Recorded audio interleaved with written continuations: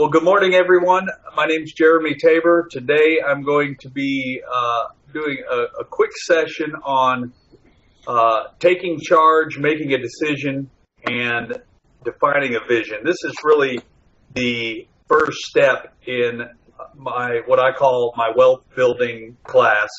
And it really starts with just simply making the decision, the committed decision to a course of action or a goal. And the first thing you have to do is you really have to define a vision of what your outcome is. What is it you're trying to accomplish? It's better in the beginning to go ahead and say, what is this thing going to look like when I'm finished? For one thing, the advantage to doing this is that it'll get you excited towards your goal. And so, for instance, if you're looking to get out of the rat race to where you have enough passive income to cover your all your living expenses, or if you just want to make a little bit of extra passive income to send your kids to college, whatever it is, really think about what is this thing supposed to look like when it's finished. Okay. Now, for me, I wanted 50 rental properties, all paid for, enough passive income to live an extraordinary lifestyle. Not everybody has those grandiose goals, but it really doesn't matter what your goals are. Now, there's kind of two schools of thought on this, and I subscribe to both of them, really. One is that you need what they call a big, hairy, audacious goal, and the other is that no, you need to set small, reasonable goals. So in the beginning, me being more of a C-type personality that likes to analyze everything, I started out trying that small, bite-sized goal thing, and it just didn't give me enough juice to really get me excited about where I was going. So what I did was I learned that you start out with a big vision, and you really have to know that you become what you think about all day long. Wayne Dyer used to say that you become what you think about, and you would not believe how much change you can create in your life simply by thinking a little bit different and focusing on this vision.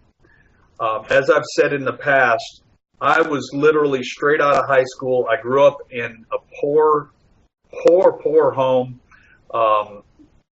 and my odds of success were dismal.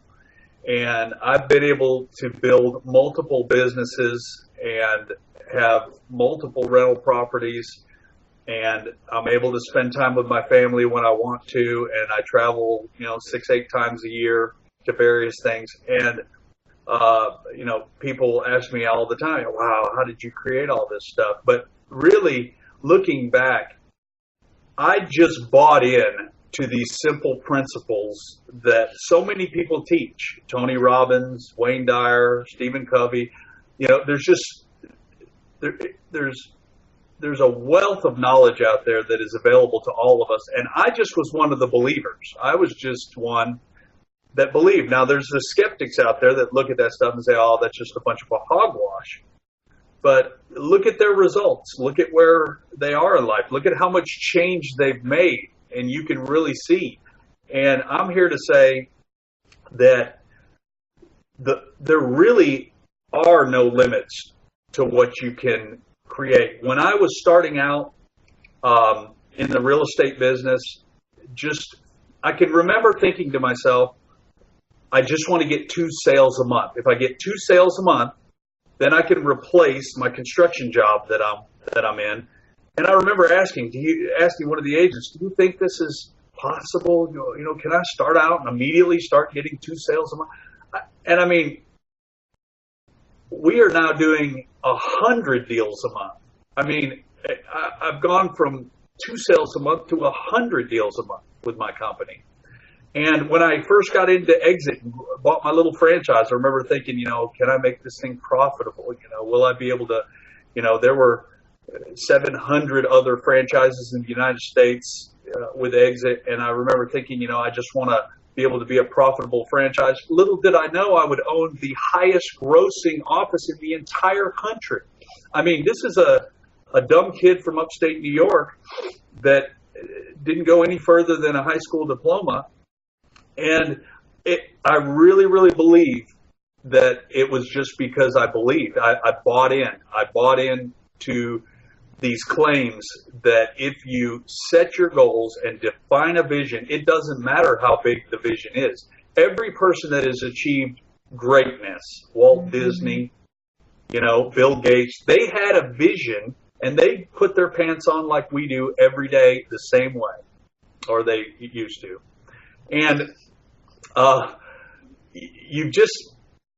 you've really got to buy into this because it's such an important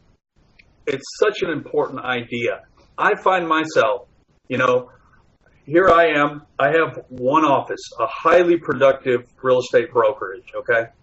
Now, I can be happy with that. I can be satisfied with that. But really, Steve Morris, he woke up and had an idea one day, and he wanted the biggest and largest real estate brokerage in the world. That's what he wanted. And he built it up to 1,500 offices. And then when the crash happened and all the brokerage franchises were closing their doors, he came back down to about 500 brokerages. Now he's building back up, all the way back up. They are just on a mission, adding franchises every day, building it back stronger. But you've got to, you really got to start with the end in mind.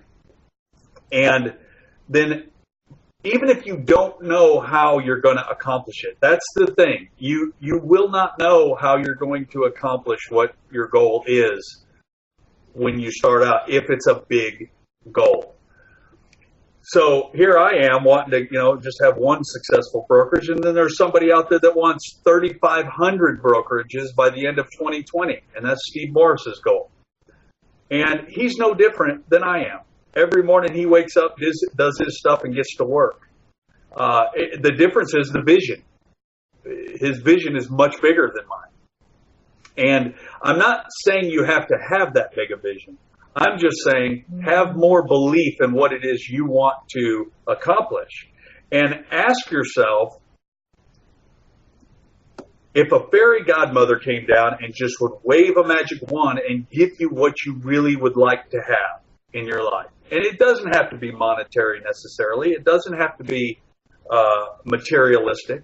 It can be a significant other. It can be great relationships. It would be, I just want to raise my child, the very best that anyone could ever be raised. I want to put that focus in, and at the end, I want my child to go to school and be one of those that just soaked it all up, self-reliant, any goal that you want to do. But the majority of the country does not think this way. And it's really, really, it's kind of sad, the majority of people are watching the news and staying focused on the negativity and what's, the impending doom that's going to happen. And they're not waking up every morning looking at, their journal and going over their goals and think about where they want to go. They're just trying to get by, and that's their vision. Their vision is to just get by, just make it through. And some people just resign themselves to their miserable circumstances that they have and just say, there's nothing I can do. And there's a few cheerleaders out there that are saying, no, you can change your entire life with this simple process. I promise you. And it begins with just making a decision one day, just saying, you know what? I'm not going to live like this anymore. I remember going into a restaurant, and I met this lady, and she was a waitress there at the restaurant, and she said, just a few years ago, I was going through a divorce. I had nothing. Everything was just caving in on me. And I decided to take charge. I said, I'm not going to rely on a husband or a spouse to take care of me. She said, and now I've got 4 rental properties, and I've worked my way up, and I've got an emergency fund. And it was just so inspiring to hear somebody that actually took charge and took herself and her kids and her family to a level that she could have just resigned herself to mediocrity, but she didn't. And that's why, and that's the thing. There are just small steps that you take, just little steps that work, and they're not all that complicated. And so therefore, it's hard to get people to believe that they'll actually work. It starts with writing a list of goals and defining your vision. This was written, and I've done this years and years ago, but this was written in 2003. So this is going on, 13 years ago, 14 years ago. And I wrote these goals down before I even got into real estate, 101 goals. I just sat down and started writing what I would like to have. And, I had something like teach each family member self-development, which I'm doing that now. One of my brothers works for me. My sister's got a wonderful job and a wonderful family, and I help to coach her. And I've got, be a powerful motivator. And then I've got material goals, buy an airplane, which I did last year. I bought my first airplane.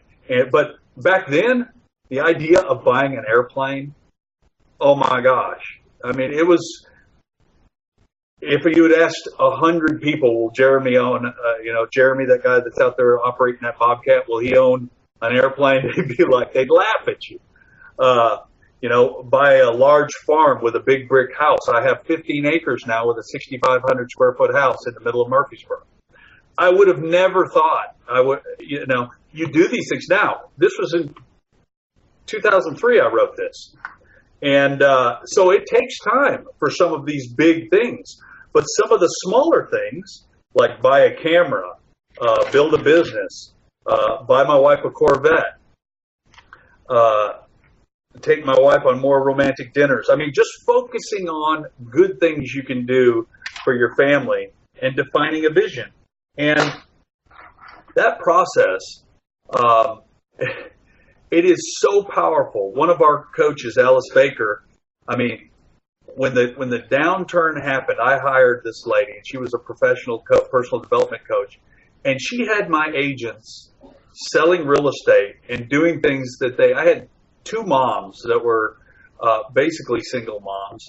They were doing everything, and they went from doing 7 deals a year to doing 60 deals a year. And they did that starting in 2007 through the crash, 2008, 9, 10, 11. Those are all the years that we were coaching them and them doing this through this process.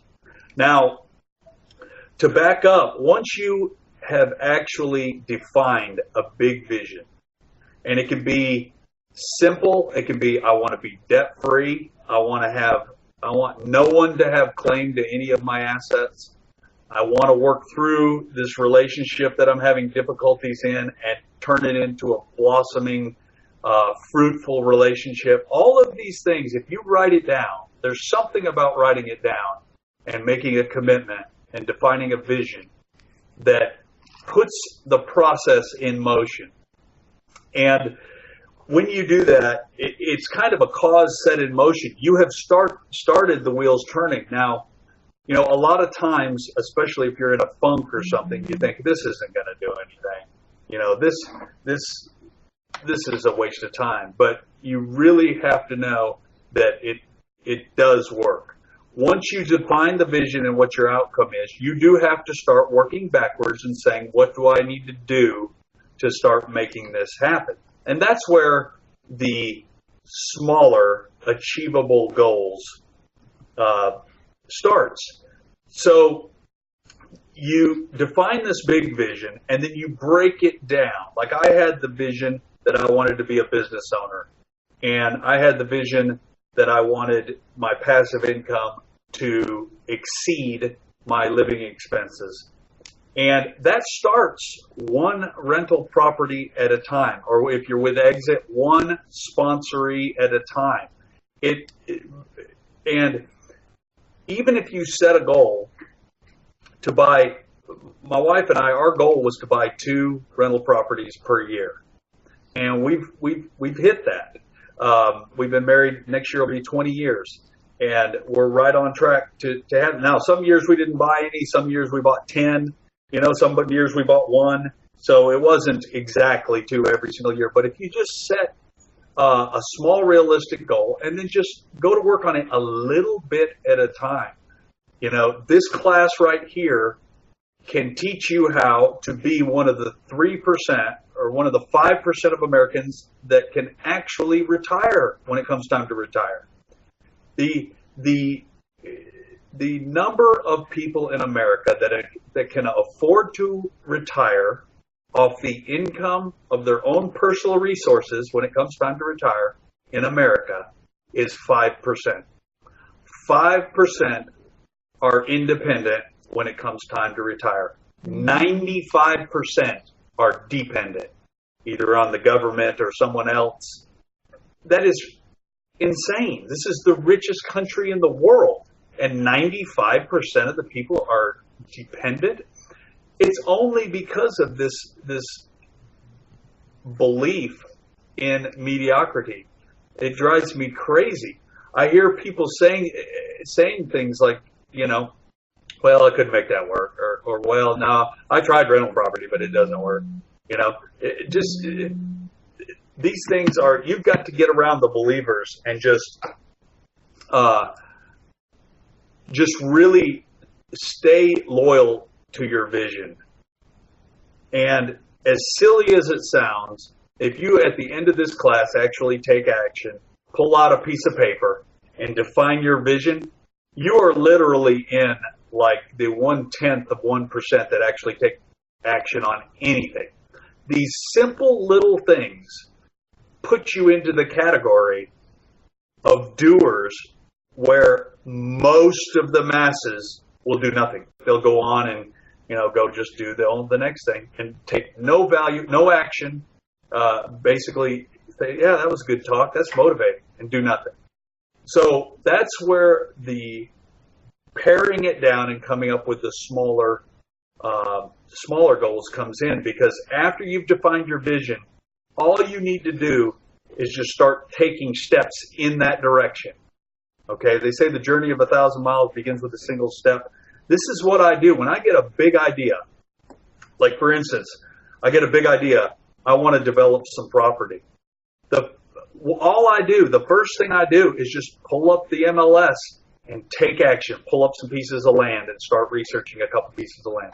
10 minutes, 20 minutes. And I do that. And I know, well, okay, I didn't find anything today. Tomorrow I'll have to do some more. So look a little bit more. Then ask around a little bit. Then come up with something that's actually a potential. Then run the numbers on it. Or call and ask somebody, how do I run the numbers on this? It's a tiny little step at a time towards this grand vision. And once you get the pieces in place and you know what the actions are that you've got to take, then you have to try to set up some structures and things to hold yourself accountable so you'll keep moving towards them. But it's so powerful. Tony Robbins said, never leave the scene of a decision without taking some form of action towards its attainment. These little things, if you just do that, you're in a whole different breed of people. You're in a whole different category. And when I realized that all I had to do were these little bitty silly things, like write 101 goals, make a vision, go take a training class, be one of the ones that actually pays the money and goes to a seminar, read the books, do these. These are easy, simple. I mean, if you don't have any money, go to the library, get a book from the library. I mean, but online it's simple steps, and you have to focus and you have to take time and put time into it. But getting started is so easy. So just to recap, start out, don't limit yourself. Think about what in my life, what do I want to change? Personally, professionally, financially, charitable, spiritual. What do I want it to look like? What do I want me to look like? What do I want my vision to be? I've written all this down. You can't see it, but, well, you can almost see it above my printer back there. There's a whole row of journals, one every single year for almost 20 years. And you know why I did that? I was listening to a tape by Jim Rohn, and he said, keep a journal. Leaders keep journals. That was it. I just did it. I mean, he said, keep a journal. So I did. I heard somebody else say, write your goals. So I did.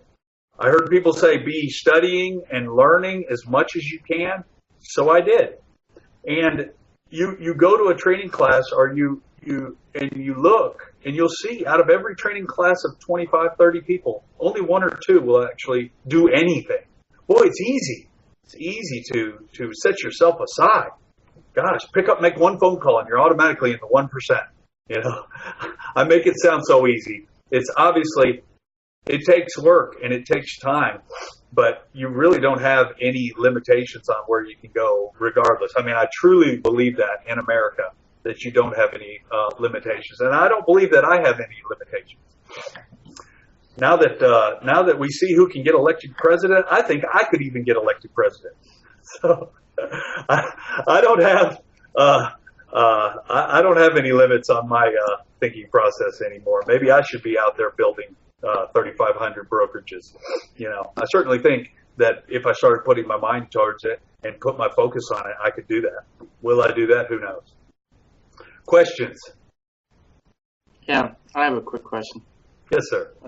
I don't know what's drawing the high level of C out of me. That's all you have, Steve, is C. I know. I'm definitely a high C. I'm curious, actually, and I know we talk about mindset and modalities of thinking. I'm curious how many written articles, notebooks, journals that you carry with you and what you write down. In other words, do you have a journal and a separate log? I'm curious what you carry around with you that you're writing stuff in and how that stuff is organized. So do you write your goals? It's kind of interesting. I'll tell you how I do it. Is this an important question for anyone but me? Or No, I think it is, because Jim Rohn used to say, he said, you can always tell how I was doing that year, because if you see one of these, I was having a bad year financially, okay? If you see one of these $26 books with the nice leather bound, which I've got one this year. Yeah, okay. You'll know I had a good year, but he said you can kind of look at his years, I must have had a down year that year. So do you divide it like random notes, goals, to-do lists? Yeah, I do. I try not to, my journals, I try not to do as much just random pick up milk, bread, stuff like that. I try to put stuff of real value in. If I'm doing, first of all, every year I start off New Year's Eve. I've done this for years and years and years. New Year's Eve, we write our goals. Me, my wife, usually my brother, which is something kind of weird that I don't expect the entire tradition of New Year's Eve to be. I'm not going to redefine it. So I'm not recommending that everybody do that. Obviously, I'm somewhat nerdy to do something like that. But that's what we do, is we make sure to sit down, write our goals for the upcoming year. I do a wheel of life that just shows different quadrants of your year and where you are now, kind of a piece of pie. You put a little graph-like thing, where you are, where you want to take it to.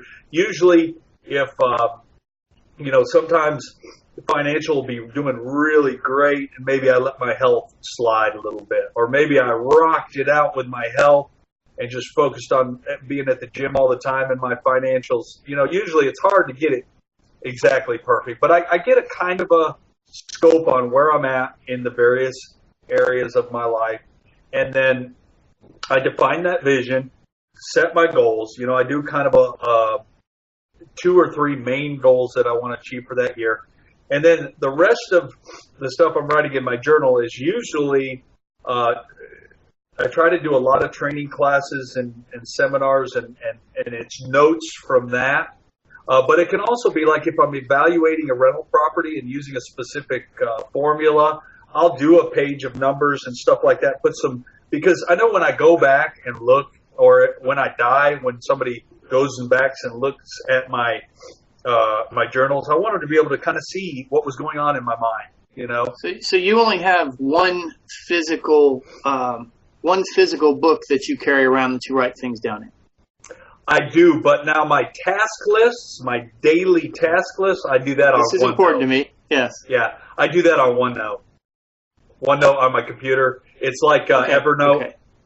Okay. Yeah, I don't want my book to be just a big bunch of to-do lists inside my journal. Or random thoughts, or you're writing somebody's phone number down. I don't want it to be that. Okay. Yeah, I don't want it to be random phone numbers or notes. I want it to be something of value. Okay. I want my journals to be something I can pass down to my kids, and they can read all through them and say, wow, here's some stuff we could use.